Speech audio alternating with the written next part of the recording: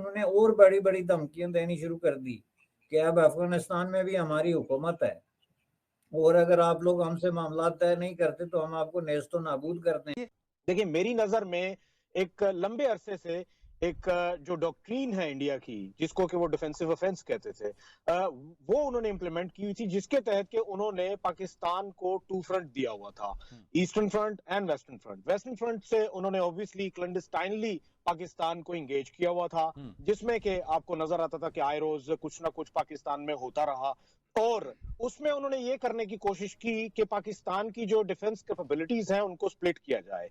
To some extent they were successful, लेकिन जो अज़म जब टीटीपी के साथ टीएलपी के साथ मुज़ाकरात हो रहे हैं, टीटीपी के साथ मुज़ाकरात हो रहे हैं, तो एक जमात है जिसका नाम है अहले सुन्नत वल जमात, जिसको स्पाई सहाबा कहा जाता था, वो भी बैन की हुई थी हुकूमत ने।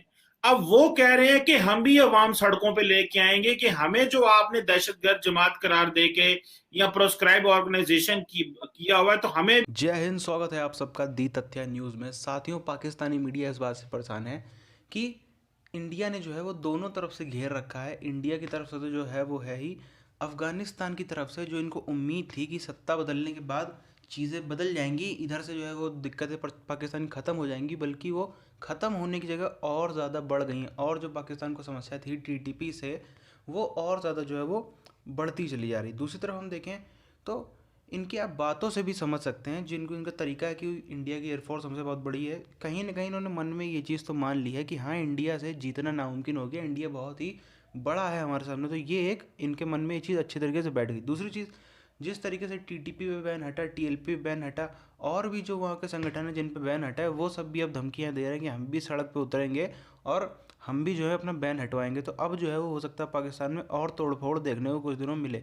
पूरी चीज़ के उधर हम चलते हैं, आप चैनल को सब्सक्राइब करके बेल आइकन दबा लें।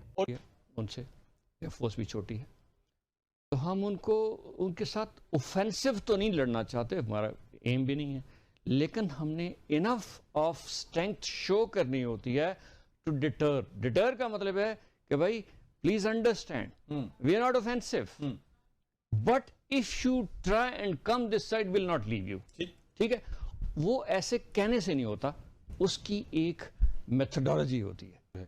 स्ट्रेटेजिक पार्टनर्स भी हैं, तो टेक्नोलॉजी तो उधर बहुत ज्यादा है।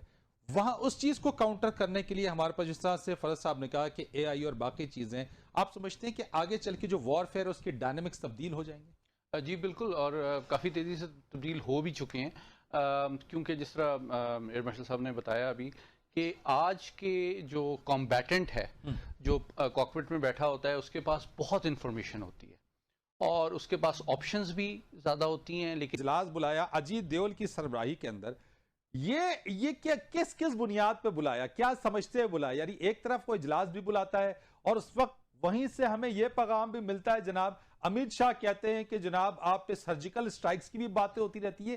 देखिए, मेरी नजर में एक लंबे अरसे से एक जो डॉक्ट्रीन है इंडिया की, जिसको कि वो डिफेंसिव ऑफेंस कहते थे, वो उन्होंने इंप्लीमेंट की हुई थी, जिसके तहत के उन्होंने पाकिस्तान को टू फ्रंट दिया हुआ था, eastern front end western front. Western front से उन्होंने ऑब्वियसली क्लैंडस्टाइनली पाकिस्तान को इंगेज किया हुआ था, जिसमें कि आपको नजर आता था कि आए रोज कुछ ना कुछ पाकिस्तान में होता रहा, और उसमें उन्होंने ये करने की कोशिश की कि पाकिस्तान की जो डिफेंस कैपेबिलिटीज हैं उनको स्प्लिट किया जाए। To some extent they were successful, लेकिन जो अज़म है इनका चाल सामने आ जाएंगे। हालांकि मामला तो काफ़ी सामने आ गए हैं। कई लोग ये चीज़ साथियों सोचते होंगे कि जो टीएलपी है, जो टीटीपी है, इनकी कहीं ना कहीं हम देखें तो विचारधारा एक जैसी है। जो टीटीपी है उनकी तो साफ वो कहते हैं कि हमारा ये जो है वो एम है कि पाकिस्तान में हम शरिया लागू करें। टीएलपी है, वो भी अपने आप को एकदम कट्टरवादी मुसलमान की तरह दिखाते हैं, वो भी कहते हैं जैसे फ्रांस का उन्होंने विरोध किया, वो भी उसी राह पर चलते हैं। तो फिर ये सब एक क्यों नहीं हो जाते, या फिर पाकिस्तान की सरकार इनसे बात करती तो अलग अलग क्यों बात करती है? इन सब में मामला क्या है, जिसको हम खेल को हम समझते हैं। टीएलपी आप देखेंगे जब जब उठेगा, जब जब ऐसे टीएलपी जैसे संगठन उभरते हैं, जैसे अभी हमने देखा टीएलपी ने इतना बवाल मचाया पिछले 15-20 दिन में, उसी के बाद जो है वो टीटीपी भी जस्ट उसके बाद एक्टिवेट हो जाता है। कारण क्या है?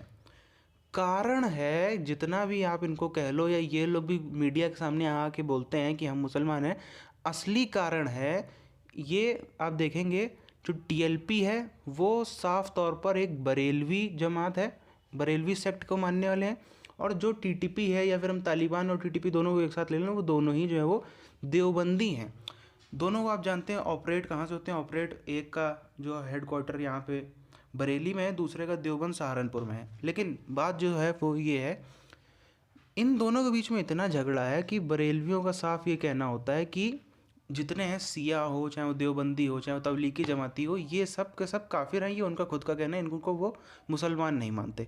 जो देवबंदी हैं उनकी, और एक बात है, सबकी मस्जिदें अलग अलग होती हैं, सबके इमाम अलग अलग होते हैं। ये सिर्फ कहने की बात है कि ये एक है, असल में आपस में इनमें बहुत बड़ा झगड़ा है। सबके मस्जिद अलग, सबको अलग होते हैं।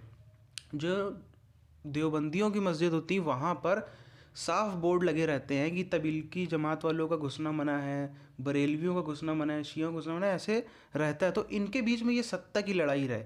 वही जहाँ पे एक बार टीटीपी ने को दिखा कि नहीं टीएलपी इतनी ज़्यादा हावी हो रही, टीएलपी ने सरकार को झुका दिया, सरकार को जो है पाकिस्तान की सरकार को उनसे जाके बात करनी पड़ी, तो वहीं पे जो है वो टीटीपी ने भी उसका अपनी ताकत दिखाने की कोशिश की कि देखो हम भी जो है वो देवबंदी जो है वो भी इतने ज़्यादा वहाँ पे पावरफुल है पाकिस्तान में, तो हमारी भी बात जो है वो माननी पड़ेगी।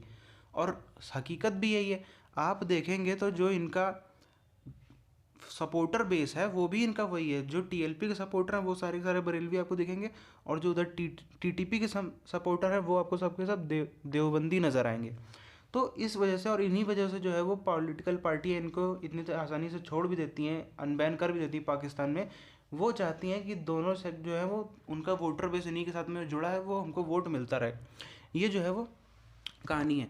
अब हम दूसरे मुद्दे पर आए, जो है कि इंडिया ने दोनों तरफ से घेर रखा। तो इनको उम्मीद थी पाकिस्तानियों को कि जैसे ही सरकार आएगी, अगर हम देखें तो जो अफ़गानिस्तान का पाकिस्तान का बॉर्डर है और जो इंडिया का पाकिस्तान का बॉर्डर है, ऑलमोस्ट 85% एरिया जो है वो पाकिस्तान का बॉर्डर इतने ही में मतलब कि घिरा हुआ। हम देखें तो तीन तरफ से, और बल्कि हम टेक्निकली देखें तो तीन तरफ से ज़्यादा, ऑलमोस्ट 3.2 3.3 इतना जो है, चार में से उतने तरफ से वो घेर रखा है पूरे इंडिया ने उसको, मतलब इंडिया अपने बॉर्डर से डायरेक्टली, उधर से इनडायरेक्टली, ये सबको पता है। लेकिन उसके बाद भी इनको उम्मीद थी कि तालिबान आएगा, सब कुछ अच्छा हो जाएगा, सब कुछ एकदम हरा भरा हो जाएगा।